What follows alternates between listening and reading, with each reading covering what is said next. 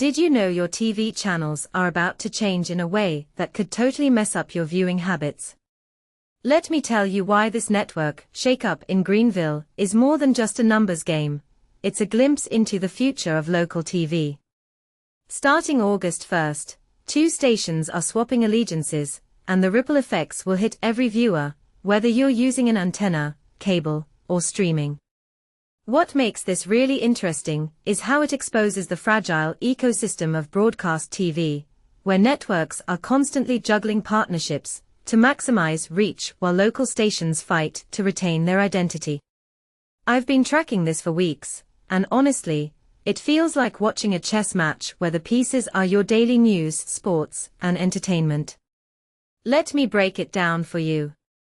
First off, WSPA 7 is ditching CBS for the CW. That's a big deal because CBS was a major player in the local market, and now their content is moving to WYFF 4.3. But here's the catch. WYFF is still airing NBC programming on its main channel, so viewers are suddenly stuck navigating subchannels. I mean, who even remembers how to find subchannels anymore? It's like the TV industry is trying to force us back into the analog era, but with digital menus. And don't get me started on the confusion for people who rely on antennas. Rescanning channels on August 1st is going to be a nightmare for retirees and tech-averse folks.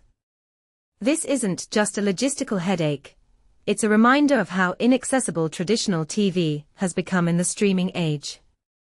Then there's the wild card. Cable and streaming providers.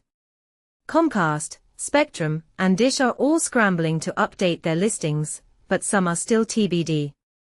Spectrum's already moved WSPA to Channel 3, but what about the rest of us? The fact that Paramount Plus and YouTube TV haven't announced anything yet says a lot about how networks are treating streaming as an afterthought. In my opinion, this is a sign that the old guard is still clinging to control, even as younger audiences abandon linear TV. It's like trying to fit a square peg into a round hole.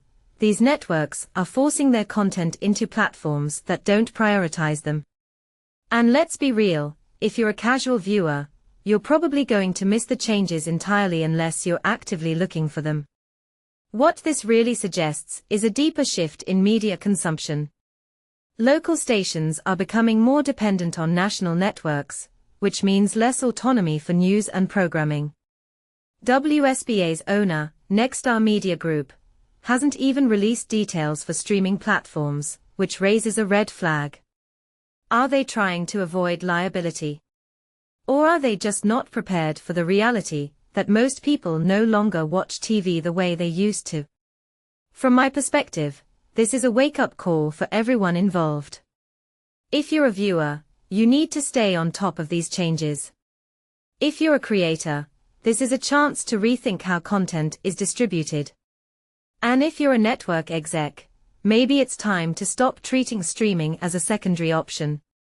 One thing that immediately stands out to me is how this shake-up highlights the growing divide between traditional TV and the modern viewer.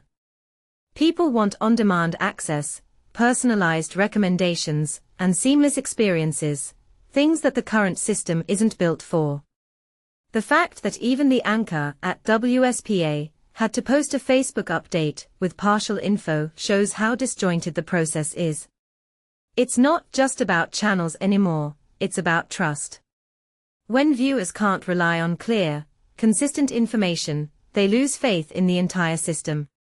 So what happens next? Will this push more people toward streaming? Or will it just frustrate them into giving up on TV altogether? I'm leaning toward the latter, but I'd love to hear your thoughts. What do you think this means for the future of local news and broadcast TV? Let me know in the comments. This is just the beginning of a much bigger conversation.